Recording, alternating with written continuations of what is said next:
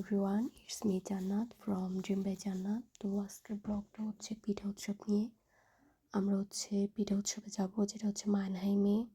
আর এই তো আমি হচ্ছে যে আমার কী পরে যাবো সেটা ডিসাইড করতেছি।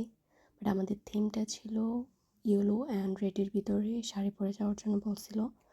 বাট যদি আমার কাছে একটা শাড়িও ছিল না এই দুটোর ভিতরে, তো সেই জন্য আমি ভাবছি যে আমি ব্লুটা পরবো।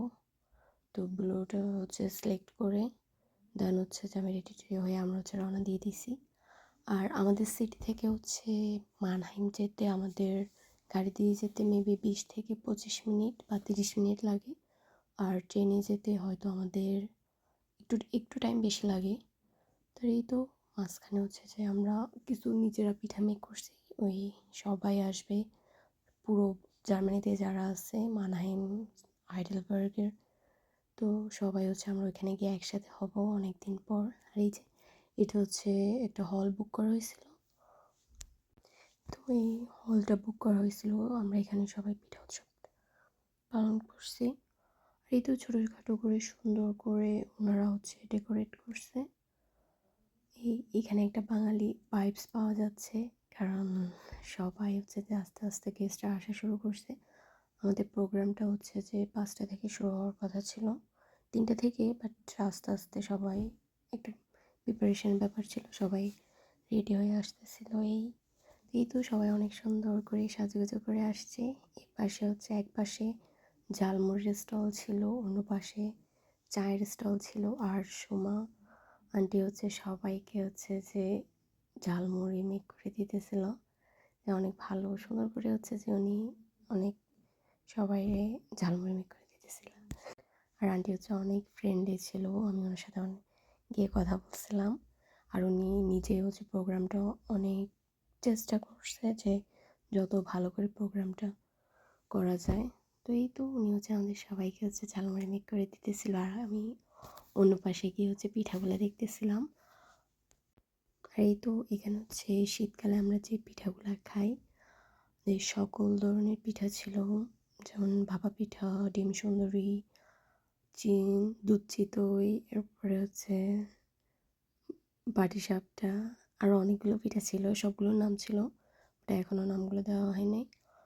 আর এই তো মানে পুরো যত ধরনের পিঠা ছিল সব পিঠাই ছিল। আর এরপর হচ্ছে আমি একটু ঝালমুড়ি নিয়ে নিছি, আর ঝালমুড়িটা খাচ্ছিলাম। এই একটু বাংলাদেশের যে আমরা মামাদের থেকে নিয়ে ঝালমুড়ি খাই ওইরকম ভাইবস আসছিল। এরপর আমি একটু চা নিছি, চা নিয়ে হচ্ছে যে আমি আমার টেবিলে গিয়ে বসছি।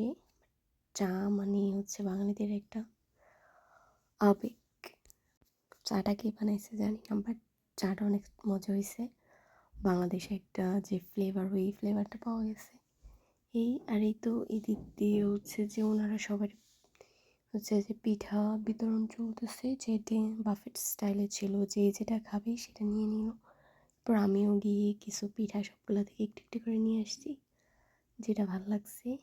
আর একটু চা আর একটু পিঠা খেতে অনেক মজা লাগতেছিল।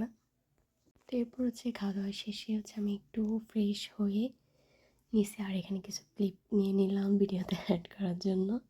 এরপর হচ্ছে আমি একটু বাইরে গেছি, বাইরে গিয়ে হাঁটাহাঁটি করছিলাম, সবার সাথে কথা বলতেছিলাম। আর এই তো এই পাশটা হচ্ছে আমাদের হলের বাইরের সাইড ছিল, ওই এক পাশে ছিল বাচ্চাদের খেলার জোন, আর এই পাশে হচ্ছে সবাই বসে গল্প করা যাবে। তারপর হচ্ছে ডিনার টাইম হয়ে গেছে, আমরা হচ্ছে 2টা আইটেম ছিল, তেহেরি আর একটা হচ্ছে চিকেন দিয়ে একটা আইটেম ছিল।